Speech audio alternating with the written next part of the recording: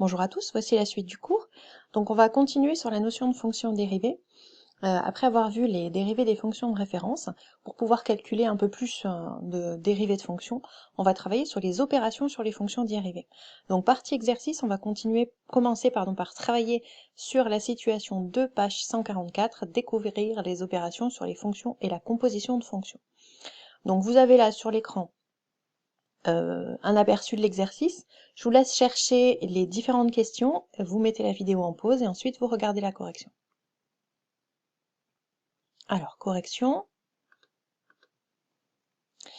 Première partie. La fonction somme u plus g de x est définie par u de x plus g de x. Il suffit de faire la somme des deux expressions des deux fonctions. Le produit, comme son nom l'indique, c'est le produit des deux expressions de fonction. Et le quotient, c'est le quotient. Vous remarquerez que pour aucune des trois, j'ai cherché à simplifier. C'est pas l'objet du travail d'aujourd'hui. On va pas essayer de simplifier. Pour la question 2a, ici, il s'agissait de découvrir ce que c'est que la composée de fonction. Donc ici, trois étapes. Une première étape, on prend un nombre x. Ensuite, deuxième étape, on calcule l'image par la fonction u. Et puis troisième étape, c'est là où on compose par une nouvelle fonction, on va composer par la fonction g, on va calculer l'image de u de x par la fonction g. Donc dans l'exemple, on vous disait si x égale 10, eh bien u de x, puisque la fonction u c'est 2x plus 5, ça fait 2 fois 10 plus 5, 25, et ensuite il fallait calculer g de 25. 5 fois racine de 25 plus 3, 5 fois 5 plus 3, 28. Donc les autres résultats, ils sont ici dans le tableau. Et il y avait deux cases qui ne donnaient pas de résultat, ici où j'ai marqué erreur. Question B, on vous demande d'essayer d'expliquer ces problèmes. Ça vient tout simplement du fait que dans l'expression de la fonction g, ici, vous voyez qu'il y a racine de x, et la fonction racine carrée n'est définie que sur 0 plus l'infini. Donc je ne peux pas calculer la racine de moins 5, ni la racine de moins 1. Du coup, les nombres moins 5 et moins 3 n'ont pas d'image par la fonction g de u de x. Petit c, donc trouver l'expression de cette fonction-là. Donc moi je vous ai juste donné le nom, ça s'appelle la fonction composée de u suivie de g, puisqu'on commence à appliquer u, puis ensuite on applique g. Elle se note g rang u, est définie par g de u de x. Donc première chose, je remplace u de x par son expression, ça donne g de 2x plus 5. Ensuite, dois calculer g de 2x plus 5. Eh bien si vous aviez à calculer g de 3, vous remplaceriez dans l'expression de g de x que vous avez ici, x par 3. Ici, il faut calculer g de 2x plus 5, donc je vais remplacer le x qui est ici par 2x plus 5, et ça donne cette expression-là. En ce qui concerne son ensemble de définitions, eh bien on peut rencontrer deux difficultés sur les ensembles de définitions de fonctions. Pour une fonction où on a un quotient, du fait qu'on n'a pas le droit de diviser par 0, donc il y a des valeurs interdites. Ou comme ici, une fonction où il y a une racine carrée, on appelle ça un radical. Eh bien, puisque la racine carrée n'est définie que sur 0 plus l'infini, ce qui est sous la racine carrée ici, doit être supérieur ou égal à 0 pour que la fonction soit définie.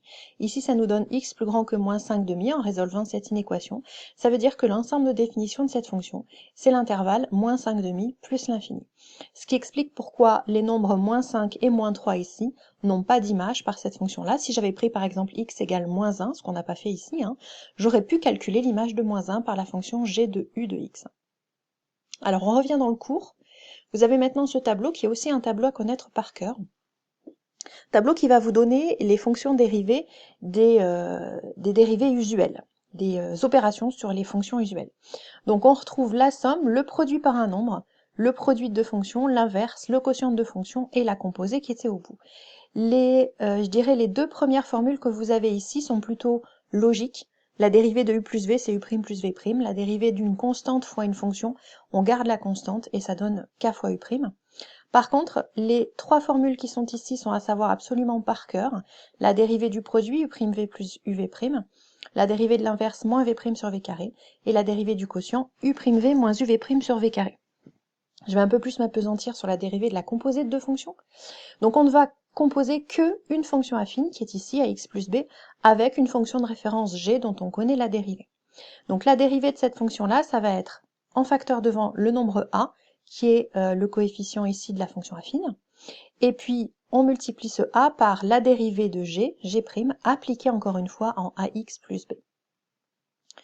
Une remarque, on fait attention quand on écrit les formules, soit il n'y a pas de x comme ici, soit il y a des x ici. Et deux autres remarques très importantes. Du fait des formules du dessus, toute fonction polynôme, quel que soit son degré, est dérivable sur son ensemble de définitions. Toute fonction rationnelle, c'est-à-dire un quotient de polynôme, est dérivable sur son ensemble de définitions. En dessous dans le cours, vous avez 3 exemples à calculer. Vous mettez en pause, vous cherchez et ensuite je corrige. Alors, correction. Pour la fonction polynôme, pour calculer sa dérivée, on va dériver terme à terme, donc c'est la somme de 4 termes.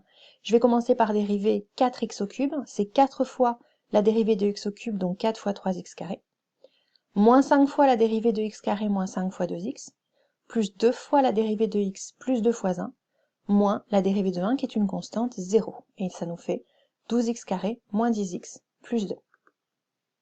En ce qui concerne cette formule-là pour le quotient, que ce soit pour le quotient ou pour le produit d'ailleurs, je vous conseille systématiquement de commencer par dire que G c'est U sur V, de bien définir la fonction U, la fonction V, de calculer U', de calculer V', donc ici même principe, ce sont deux fonctions polynômes, hein. Et ensuite d'appliquer cette formule-là. Vous allez retrouver ici le résultat simplifié.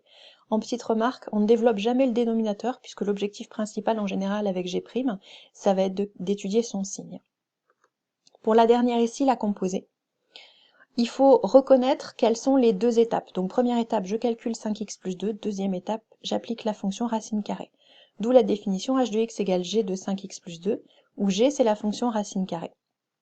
Dans la dérivée, formule du tableau, 1 sur 2 racine de x. Donc h' de x c'est 5, hein, je récupère le coefficient qui est devant x ici à l'intérieur, multiplié par la dérivée de g appliquée en 5x plus 2. Ça nous fait donc 5 fois 1 sur 2, et à la place de x, je mets 5x plus 2 ici sous la racine, et je peux mettre le 5 au numérateur pour simplifier. Ça, c'est la réponse à une petite question qui m'a été posée. Est-ce que quand deux fonctions ont la même fonction dérivée, ça veut dire que les deux fonctions sont égales? C'est faux. Un contre-exemple, je vous ai donné ici deux fonctions qui ont la même dérivée. La dérivée, c'est 2x. Pourtant, ces deux fonctions ne sont pas égales. La seule chose qui différera à chaque fois, c'est la petite constante qui est derrière. Vous avez ici un exercice à faire pour la prochaine fois. Le 1, page 158. Et vous pouvez le chercher de suite. Je vais vous laisser le corriger sur Pronote. Je vais enlever ce petit cache bleu sur le document.